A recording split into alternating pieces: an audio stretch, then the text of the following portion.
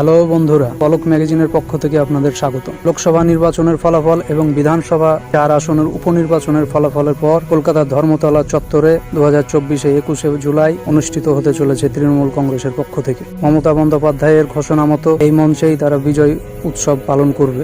কিন্তু আপনাদের জেনে রাখা দরকার যে এই 21শে জুলাই কেন পালন করা হয়, 21শে জুলাইয়ের ইতিহাসটা কি। 21শে জুলাইয়ের ইতিহাস জানার আগে আপনাদের কাছে অনুরোধ, আমাদের চ্যানেলে প্রথম এসে থাকলে চ্যানেলটিকে সাবস্ক্রাইব করে দিন এবং আমাদের পাশে থাকুন। তো বন্ধুরা, 9-এর দশকের গোড়ার কথা, মনমোহন সিং এর নেতৃত্বে ভারতীয় জাতীয় কংগ্রেস ভারতীয় অর্থনীতির সংস্কারের পথে একটু একটু করে এগিয়ে চলেছেন। ঠিক সেই সময় 1991 সালে পশ্চিমবঙ্গে বিধানসভা নির্বাচন অনুষ্ঠিত হয়। এখানে ভারতীয় যুব কংগ্রেসকে পরাস্ত করে চতুর্থবারের জন্য বাম ফ্রন্ট ক্ষমতায় আসেন। এই নির্বাচনে পশ্চিমবঙ্গে 294টি আসনের মধ্যে ভারতীয় বাম ফ্রন্ট 245টি আসন দখল করেন। বিরোধী দল হিসাবে কংগ্রেস পায় 43টি আসন। কংগ্রেস সেই সময় অভিযোগ করল বাম ফ্রন্ট রিগিং করেছে এবং ছাপ্পা ভোট করেছে। সেই উদ্দেশ্যে তৎকালীন যুব কংগ্রেসের সভানেত্রী মমতা বন্দ্যোপাধ্যায় মহাকরণ অভিযানের ডাক দেন। প্রথমে দিন ঠিক ছিল 14ই জুলাই, কিন্তু প্রাক্তন রাজ্যপাল নুরুল হাসান মারা যান। ডেট পিছিয়ে দেওয়া হয় 21শে জুলাই। সেই দিন যুব কংগ্রেসের নেত্রী মমতা বন্দ্যোপাধ্যায়ের ডাকে কলকাতা শহরের 5 জায়গা থেকে মিছিল বের হয়।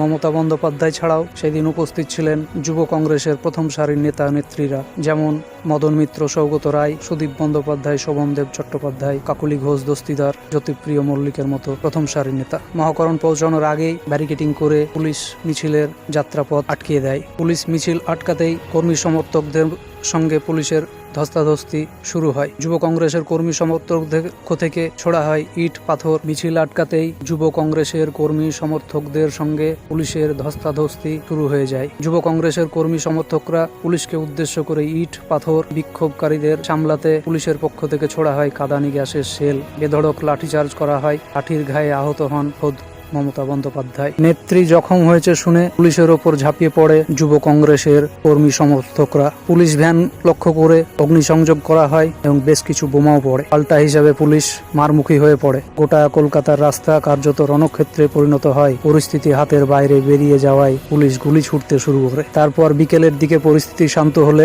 কলকাতার রাজপথে পড়ে থাকতে দেখা যায় 13 জন যুব কংগ্রেসের রক্তাক্ত দেহ। জখম হন আরো বেশ কয়েকজন। এদিকে রাইটাসে দাঁড়িয়ে তৎকালীন মুখ্যমন্ত্রী জ্যোতি বসু বলেন, ওরা মহাকরণ দখল করতে এসেছিল। বাংলার রাজনীতিতে পাকাপাকিভাবে জায়গা করে নেয় 21শে জুলাই। 1993 পর থেকে প্রতি বছর মমতা বন্দ্যোপাধ্যায়ের নেতৃত্বে শহীদ স্মরণের অনুষ্ঠান করতে থাকে ধর্মতলা। 21-এর স্লোগান হয়ে ওঠে একটাই, বাম শাসকের অবসান। এরপর বাংলার রাজনীতিতে জল গড়িয়েছে অনেক দূর। তারপর কংগ্রেস ছেড়েছেন মমতা বন্দ্যোপাধ্যায়, নতুন দল তৈরি করেছেন তৃণমূল কংগ্রেস। কিন্তু 21শে জুলাইয়ের উত্তরাধিকার ছাড়েননি মমতা বন্দ্যোপাধ্যায়। 21শে জুলাইয়ের আগে হোক বা পরে বাংলার রাজনীতিতে আন্দোলন হয়েছে অনেক, কিন্তু অন্য আন্দোলনের সাথে 21শে জুলাইয়ের মৌলিক পার্থক্য আছে। সময় যত গড়িয়েছে এই দিনটাকে ঘিরে তৈরি হয়েছে নতুন নতুন রাজনৈতিক পরিপ্রেক্ষিত।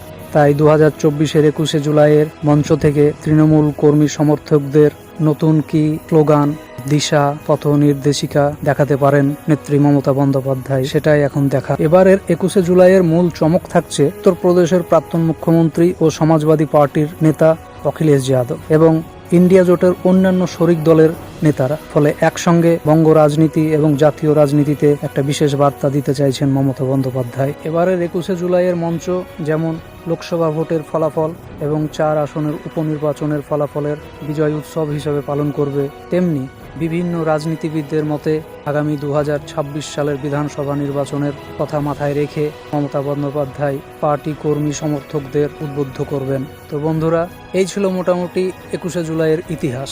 তো যদি আপনাদের এই ভিডিওটি ভালো লেগে থাকে তো অবশ্যই সাবস্ক্রাইব করে দিবেন এবং শেয়ার করে দিবেন।